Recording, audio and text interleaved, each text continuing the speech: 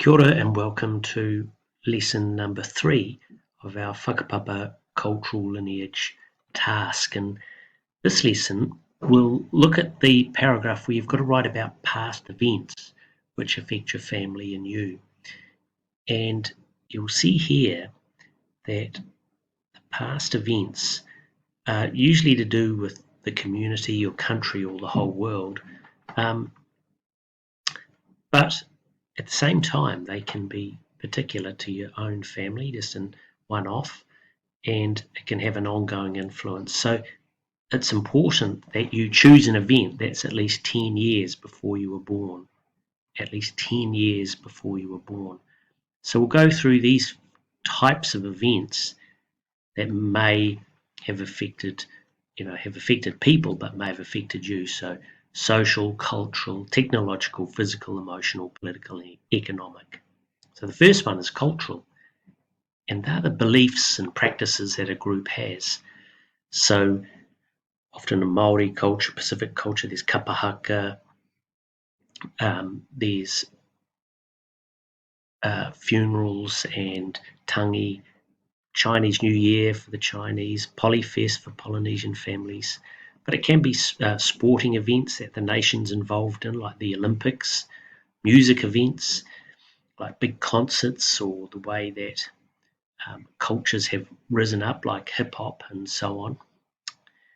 And then here's an example about a student whose dad and granddad went to the first Rugby World Cup in 1987. It was 10 years before he or she was born.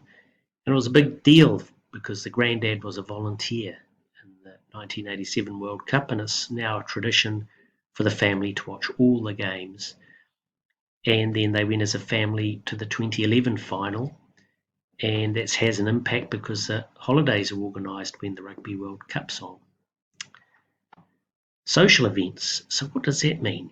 So how events have changed society. And that's how we view the world, people's behaviour and expectations. So some social events are immigration from other countries. The example here about the establishment of kohanga reo and Whakapapa in New Zealand. Wider acceptance of de facto partnerships, so relationships living together when you're not married. But you could also talk about gay or homosexual marriage and other changes that have occurred in that way. And here's the example from this person saying, when Mum grew up, there were no Asian people in our town, but from the 1990s, our community changed and more Asian families moved. I have many Asian friends, and Mandarin is a subject at school, and it's impacted me because I think of Asians as part of our community, not as foreigners like my mum's generation did.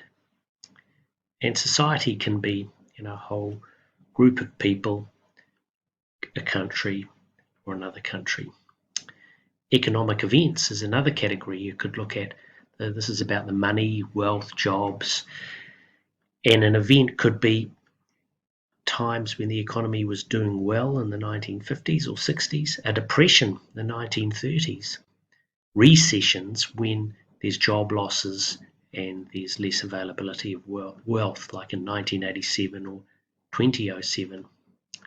And this guy's example is in 1987, the family were farmers, but they were forced to sell their land because of the economic recession. So that impact on me is my family moved to the city, and our family hasn't owned a house or land since that time, and we've moved around because we rent. So you're looking at the event from the past, describing it, and then moving to the description of the impact on you. Political events is another category, and it's how the leaders are selected, laws are made, economy managed, and political events which happen relate to the country or the world. And here's some examples. Signing of the Tiriti or Waitangi in 1840, and how that's being used now to redress or change injustice against Māori. 1893, the law to allow women to vote, and the world wars 1 and 2. And this guy's example was that after World War One, almost 100 years ago, well, yep, almost more than that now, my ancestors migrated from Europe to New Zealand. This is the event, and that's why my ancestors came. They wanted a peaceful place to raise their family. And then so you've got the first part. Now the second part is the effect on you. And on this guy, it's I don't take New Zealand for granted. I know how lucky we are. It's influenced my life choices, such as my decision to get a business qualification and be financially successful. Right, we're moving on to the technological events. That's how technology has an impact on us. And some of the examples are about PCs and mobile phones and how that affects our social life, medical advances and how immunizations and other technology have helped cure diseases which earlier generations may not have had the benefit of. Home appliances to save time, like stoves, washing machines, and this has had a big impact on the people who run the household, traditionally women in the past, not so much now. So this guy's example, Dad is a computer programmer, works from home, just needs a computer, internet connection and electricity. He can work anywhere. So that's one of the impacts, the technology, the impact on me or him. This has meant I spend a lot more time with Dad and have a strong relationship with him. He's been my main caregiver, and technology makes this possible. Phew. So we're moving on to emotional events. Events that have a big impact on the emotions of the group of people or country all around the world.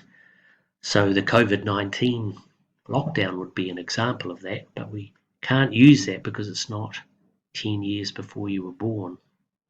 So examples here are the nuclear-free Springbok tour, the death of Princess Diana, sinking of the Rainbow Warrior, but there'll be many more. Here's this woman's example. During the 1981 Springbok tour, my dad and his parents protested against the tour. There was a lot of anger against the protesters. Dad had to quit his job because he was threatened and bullied by his workmates. That was an intense time. So that's the event. Could be a physical event. And here they've given examples like the Napier earthquake, some cyclones. So now you've got to find out about these events, and how can you do it? Well, you could talk to your relations. That's probably the best way. You could visit a library, ask a history teacher, use the internet. So you see there's quite a few ways you can access this information, but talking to your relations would probably be best. But if you can't, using the online world or some other resources would help. So what do you have to do? Work out an event, find out about an event, research it from 10 years at least before you were born and how that may have an impact on you today. So what is the event? What happened? Describe it. And then secondly, think about the possible impact on you, about how you think, what your beliefs are, the chances or opportunities you've had, what you hope for, your career, how you live. And so here, just a reminder, at least 10 years before you were born. So this is an activity you could do to help with your research. Ask a relative about a past event and the impact on their life, but also how that's affected you.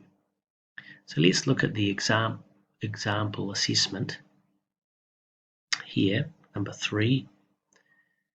So you see it's not too long. About 100 years ago, my ancestors came to Europe. So this is that example we saw of that boy. This is the event. came from Europe to New Zealand. They wanted a peaceful place to raise their children. There's more prosperity or wealth. So then the second part is the effect on me or the student. I don't take New Zealand for granted. I know how lucky we are. It's influenced my life choices. And then you give examples. For example, my decision to study for a business qualification. So get down to it. Think about what type of event. Ask your family members. Do a bit of research. Then you've got the two stages, describing the event and its effect on your family. And then the second part, describing the impact on you. Thank you.